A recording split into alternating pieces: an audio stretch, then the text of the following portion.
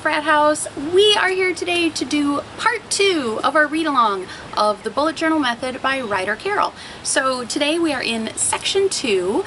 This part is the system. So this is the part that in the book Ryder Carroll says might read a little bit like stereo instructions. To me it reads, oh, the bugs are lovely. To me this is the system part of the method, if that makes any sense whatsoever. I'm gonna do another video about method versus system, but to me this part reads like the mechanics of the whole thing. Now I'll be honest with you guys, I really debated how to go about doing this part of the read-along.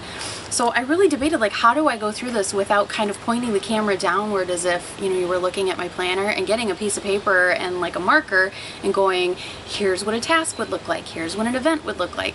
And that's all done really, really well in the book. He has the layouts shown in a way that's really visually pleasing, at least to me. I find the diagrams are explained very well and they give explanations very well. So I didn't want to kind of reinvent the wheel. It seemed kind of pointless when I couldn't do as good of a job of it as he did in the book already.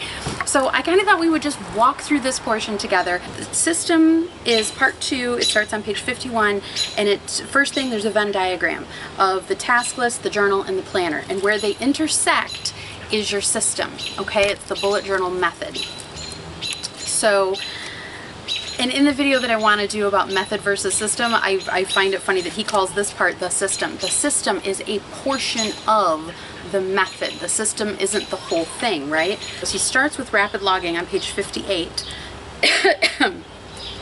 And I really like how he talks about, we have these experiences in life. Some are good experiences, some are not so good experiences, but they are all lessons. That is something my husband is very fond of saying. He says it all the time. Whether something is good or bad, at the end of the day, as long as you make sure it's a lesson for you, that's what really matters. And journaling is a good way to learn from those experiences, whether they be good or bad. And rapid logging, he calls it the language that the bullet journal is written in. Now, I'll admit I have a bias toward rapid logging because it's kind of what my planning, especially on a daily basis, had evolved into kind of organically over the years. I try to be very brief, concise. I don't want to spend a lot of time writing things out, but I also want to understand what I wrote when I go back and look to it in the future.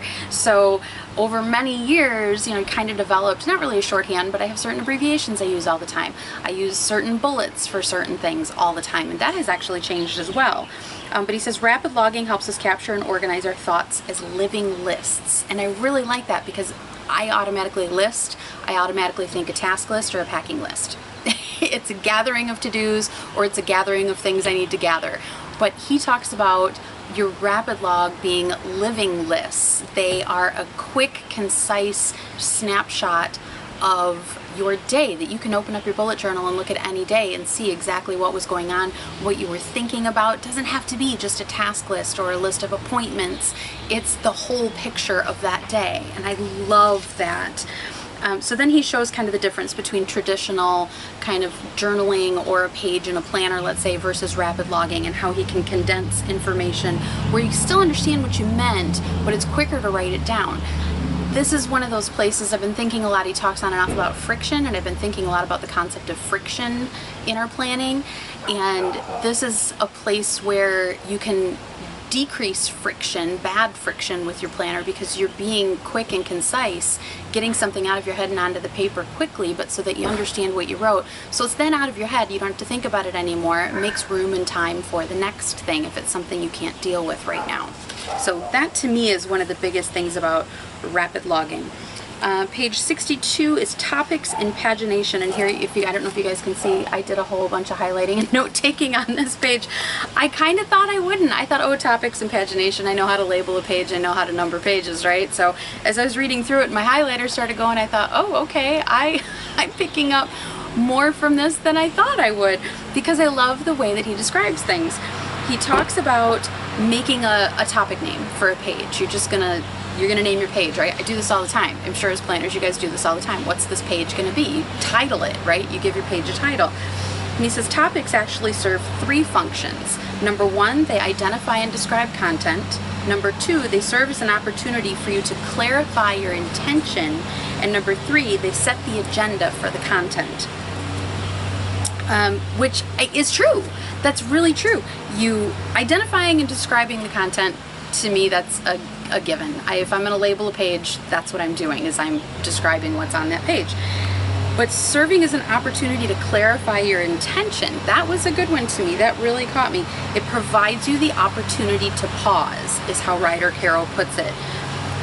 If you pause to define this page, or as he calls the agenda, let's say if you were attending a meeting, you want an agenda. Identifying the agenda before you start allows you to focus, prioritize, and use your time far more effectively. And I had never thought of just labeling the top of a page in that manner before, but it's true. It's really true. If you stop and pause, which he's very big on in this book, is taking, not hours, you don't have to take hours to pontificate on what you want to label a certain spread. You don't have to do that, but just a moment or two to just pause. Because, and here's why it is important to pause, and then I'm going to give you a real life example of this. He says, I can't tell you how many times I've sat down to make yet another list only to realize that it simply wouldn't add anything meaningful to my life. I did this, I think yesterday. I literally did this. If it wasn't yesterday, it was the day before. I found, and I even wrote right at the bottom, the tracker I saw this week, exclamation point. I love trackers. I love looking at trackers. So I should elaborate. I love looking at trackers. I love looking at trackers, especially when they're full. I love to see how they were used, not to see, ooh, what's this person tracking, but just the look of it. It's full, it's organized, they usually look real clean. They're, even the ones that aren't real super clean, even if you're just scribbling in your boxes daily, whatever you did that day real quick, the look of a full tracker is very satisfying to me. So I have this habit, and I know I have this habit, but I keep falling into it anyway, is I will see a tracker on Instagram that's full or nearly full and think, ooh, I really like that. So there was a video on it, so I went and watched it. The idea behind the tracker is great. If trackers motivate you, if trackers help keep you on task, if trackers are pushing you toward completing a goal or goals, if trackers keep you on task for other things so that you have time to pursue those goals, there's nothing in the world wrong with a tracker at all. I do a horrible job of keeping up with trackers. Therefore, part of my brain does not like trackers. To see other people's trackers, I will look at them all day long and be so thrilled and love them. And I always fall into the habit of thinking, ooh, that could work for me. I could put that in my planner. I should put that in my bullet journal. That's really cool. This particular tracker had a bunch of icons, and I thought, ooh, those icons don't look that hard to draw. I could draw those icons. I know that I am not going to want to sit down at the beginning or the ending or both of a day and draw those icons. I know it. I know I'm not, but I got sucked in. So this is where it's really good to have planner friends who know you well enough to go, Carrie, wait, think about what you're saying. I know you. Is that really how you want to spend your time? Because I know me, and Rhomany pointed it right out. She's like, is it worth your time? If it's worth your time, if a tracker keeps you on task, by all means, go for it. If I'm going to put a tracker into my bullet journal, I need to take that pause when I'm labeling that page and say, okay, hang on. Is this going to add anything meaningful to my life? And there goes my bullet journal. It was an accident. It was. It's fine, though. It's got a hardcover. It's good to go. Broke. So if it's not going to add anything, if I know, and I know my brain well enough to know by now that trackers just don't work for me. I don't know why I fall into it. It's just because you people who make trackers make the most amazing looking trackers, and they speak to you, so they work for you, so you tend them lovingly. I never keep up with them. They end up frustrating me. He also talks about that pause, that is this going to add value here, is taking that pause, as he puts it, quote, keeps the content of his bullet journal focused and relevant. Topic by topic, pause by pause, we're honing our ability to focus on what matters. And that's on page 63. And that is very true. That's one of the big things I'm taking away from this book, is taking those moments to pause. Like I said, don't have to pontificate for an hour about something, but just pause. And if you get in the habit, and I'm absolutely still developing this habit. We're only, barely 2 weeks in here. Developing the habit of pausing helps me to kind of focus in on what really matters. So do I really need to take the time to draw out that spread, that tracker? Am I going to use it?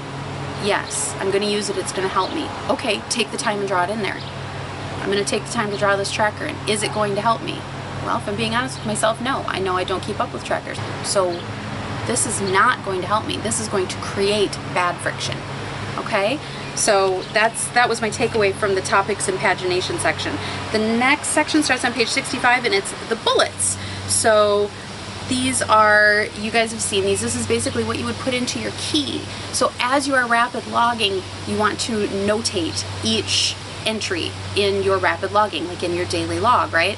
I used to draw boxes for tasks, and the nice thing I like about transitioning from that box to the dot is when a task is done, I can cross it out, right? Make a big X. If the task is something, and he talks about this in here as well, that needs to be done, but it's not going to probably be done either this week or this month, then it gets a left-facing caret, basically, or it'd be kind of a less than sign in mathematical terms, meaning, hey, future task, because my future log is that way in my bullet journal. If it's something I am migrating to next week or to tomorrow, whatever the case may be, and then it will get kind of a greater than mathematical symbol, meaning it moved forward into my days in my daily log. So that's a little bit when he talks about migrating and scheduling. That's in the tasks section. That's on 67, page 67. And then he talks about subtasks and master tasks, and how if things start to really pile up as far as subtasks go, a dedicated collection to that project might be a good idea. Then he talks about events. But again, he goes into events further than I really considered events. Events I notate with an open circle. But he talks about going back after an event and kind of clarifying. So if there's an event, and then at the end of the day during your evening reflection, maybe you had some feelings about that event. Maybe somebody said something to you at that event and you're kind of trying to unpack exactly what they meant. If anything, maybe something made you really happy at a certain event. Like, take the time to rapid log, but to enter it in there. And I always just think of events as events. Events are appointments or whatever, and then that's it, and you move on, and in between the events you have time to do your tasks. But again, he's talking about pausing, taking a moment to unpack that event and what you thought about it, how you felt about it. If anything, maybe, it was just you had to go get your teeth cleaned. So you didn't feel anything about it. So that was events. And then the next one is notes. That starts on page 76. He says notes can include facts, ideas, thoughts, and observations, and they log information you want to remember that isn't immediately or necessarily actionable. So, like, I just got done making, kind of compiling a list of videos that I would make that are things that sprung up in my head because of the reading we've done so far in this book. And they're not tasks yet. So, but if something randomly pops in my head about, method in a system, let's say, I would note that. I would make that a note, like, hey, I'm not gonna do anything with this right now. It's not something I can do with. It's the middle of a busy day, but it popped in my head, jot it down. Using that rapid logging to capture those quickly and get them out of your head onto paper leaves you more bandwidth up here, but they don't get lost. Okay? And on page 78, I wrote, he says, let it sink in. When you're exposed to new information, the story unfolds one piece at a time, and it's not until the end you'll see how the pieces fit together. So he says, don't just bail on something, is his words for it, but take a moment. Take a moment to process what you just heard. And I wrote, again, right here, highlighted, again, pause. To me, again, it's that idea of just take the pause. It does not have to be an hour-long pause. That's not a pause. That's a stop. It's a full stop. Just pause for a couple minutes and let things sink in context, preferably like while you're still in class, before you've left that conference room yet from that meeting, whatever the case may be, because we do remember, a lot of times our brains remember things better in context, right? Sometimes that combination of physically having written something down and its context can help keep things kind of cemented in your brain a little bit better. And he also talks about in notes, keep your future self in mind. This is on page 79. Keep your future self in mind. And this is what I meant earlier when I said my planning, my daily planning especially, is kind of organically evolved because I just felt like I was writing a lot. And this is years ago.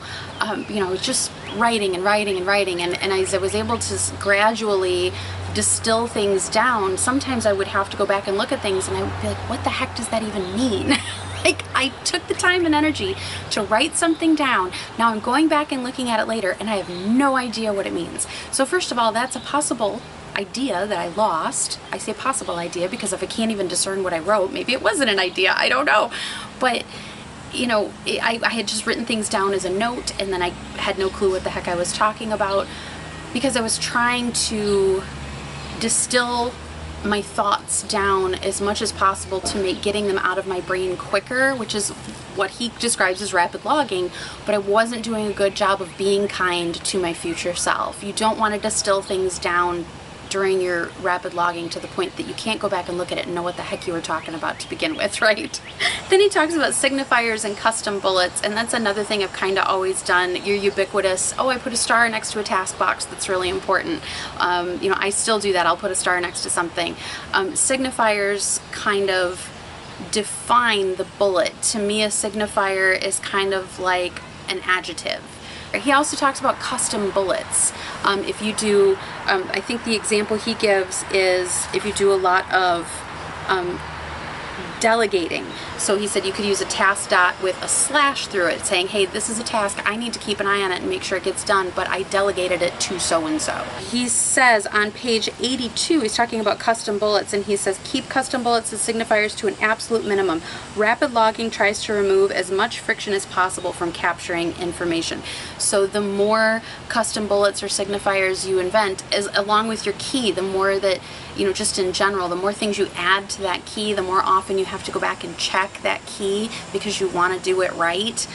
You want to stick to what you've set up. The more bad friction you're creating for yourself because you're taking time away from just rapidly logging that thing and moving on with your day. You have to go look at your key, figure out how you want to label it. Does it need a signifier or not? Like, keep it simple, right? And then he starts talking about the daily log on page 86. And here I did some more highlighting. Your daily log is a record of your state of being. It provides the context we often lack in our daily lives. With context, we can be more deliberate with our actions. Bless you, again. And then I wrote at the bottom, and the more we pause, the better daily record we have. So again, it keeps coming up, this idea of pausing. Bless you. Pausing helps us to make better decisions about how we spend our time, amongst many other things, but I'm summarizing right now. The more we pause, the better we focus, bless you, on what's really important. The more we pause, the better daily record we have, which then filters into when we go back and look through our daily records, we can gradually see ourselves focusing more on the things that truly do matter to us and filtering away the stuff that doesn't. Does that make sense? So for the monthly log, I personally do not use the monthly log. I do keep a monthly task list. My monthly log, because we have so many moving parts, I just use a traditional calendar for that. If you haven't seen that yet, the video I posted before this one was my July 2019 planner setup, which is in a bullet journal. I use a traditional 2-page spread with boxes calendar for this. So I color code and then I use removable stickers so that I can put things in chronological order on a given day. Then starting on page 95, he talks about a future log. So for me, and kind of what he talks about here is your future log is stuff that's going on, appointments going on, tasks that need to be done that apply to a future month outside of the current month. Because right now all I have, and all you would have if you're setting up a brand new bullet journal, is the current month and the prior months, right? We don't have next month happening yet, so it's not in our bullet journal. So it's kind of a nice repository for stuff that you need to do, let's say in August, but you don't have August set up yet because you're not done with July. And then he also points out, obviously, make sure you look at your future log when you're setting up your monthly log as far as your appointments and your tasks and whatnot. And then he talks about the index, starting on page 99. I showed you guys, there are lots of different iterations of how to use an index. People use it differently. It's definitely, like a lot of things in bullet journal, something you can tailor to your needs. In its essence, you know, how can you find your information quickly in your index, right? So on page 104, he talks about threading, which is another way, kind of in addition to your index, for you to be able to quickly find where separate spreads pertaining to the same project, let's say, or topic exist. So if I'm on pages 10 and 11 and I have that spread is notes about a big project, and then I have a bunch of, let's say, daily logs and a new month set up, and then I hit page, let's say, 50, and I'm like, oh, you know, gotta keep working on that project, but my spread at page 10 and 11 is full, so on 50, I'm gonna start a new project. Well, next to my page number at the bottom at 50, I can put page 10, so I know, oh, okay, there's more information than just what is on this spread. It's back on the spread at page 10. And then if I have more after I fill up 50 and 51 and I get further into my book and now I'm on page 120 and I'm going to continue more on this project, well, then I can go back to what I had on pages 50 and 51, and on page 51 I can notate, you know, hey, there's more about this on page, you know, 120. It's the next instance is how he puts it. So if I'm looking at a spread, I would put page 10 for my prior instance, and I could put page 120 for my next instance, so you can see how things are threaded together throughout your bullet journal. I'm sure there are people out there who explain that so much better than I do. And then on page 107, he talks about migration, which is basically, you know, did I get these tasks done? If I didn't get them done, where do they go, right? I don't worry personally overly much about tasks that are written on a spread. Like I said earlier, if it's a task on this page and I didn't get it done, the next day I'm on this page, I can still see that task over there. I can still see it didn't get done. If it's gonna go beyond this spread and not get done, it needs to be migrated somewhere, or it'll just get lost. It just will. At least for me, it'll get lost. So he talks about, first of all, again, the pause. Because we have to rewrite something, there's kind of a little bit of what he calls a built-in incentive to pause and consider whether or not I even want to rewrite it. Do I want to just do this task now and get it done so then I can just cross it off and I don't have to rewrite it? Or do I need to do this task? Is it important? Is it vital? Does it matter to someone, or, you know, to me or to someone I love? And okay, yes, I have to do it. It's a responsibility. It's a requirement. Go ahead and migrate it. And he talks about, in the monthly migration section, he's on page 109, he talks about if you realize a task, if you have an incomplete task that you realize has become irrelevant, cross it out and then take a moment to enjoy that. It's a win. That is such a great mindset to have. And he talks about yearly migration and notebook migration. So this would be once you have a notebook that's full, or it's the end of the year. Ryder Carroll suggests at the end of the year, set up a new bullet journal for the upcoming year. It's kind of a societal thing anyway. You're surrounded by a lot of, we're starting anew, it's a new year, what did you get done last year, what are your goals for the upcoming year? And if that's how you look at the new year, is okay, time to make goals for next year, time to review the goals from last year, what did I accomplish, what do I want to do going forward? It kind of makes sense to start a new notebook, right? Or when you're migrating from one notebook to the next, let's say you fill up a notebook and you're migrating to the next one, he talks about migrating your mental inventory, and then a great graphic about setting up your bullet journal. And this is why I said there's no point in me getting out paper and like walking you guys through all this, because he does a great job of it in the book. If you listen to the audiobook, I believe there are PDFs available of all the illustrations as well. So I feel like this was a lot of me, again, talking really fast about a lot of things that Ryder Carroll verbalizes a lot better than I do. But I hope it helped. If hearing things aloud helps you, or maybe while you're going through the book, if hearing things aloud helps you, I certainly hope it helped. We are going to go back inside for a little while because it's really, really hot out here. Let me know what you guys thought. As he puts very well, this section reads a little bit like stereo instructions, but this, to me, he labels it the system part. This is the mechanics part. This isn't all there is to bullet journal, which I initially thought a couple years ago when I was first introduced to it. There's so much more to this than the system itself. This is just the mechanics. To me, the method is kind of the framework within which the mechanics work, if that makes sense. So join me next weekend. We'll be talking about section 3. I'm going to try to get that posted by next Saturday, but it might not be till Sunday. Section 3 is the practice. So it's the intersection of action and belief. And I love section 3 of this book. So let me know how you're all doing. Show us your planners for One Book July 2019, whether you're doing a bullet journal or not, it doesn't matter. Just hashtag everything One Book July 2019 so everybody can find it, and I will talk to you soon. Thanks so much.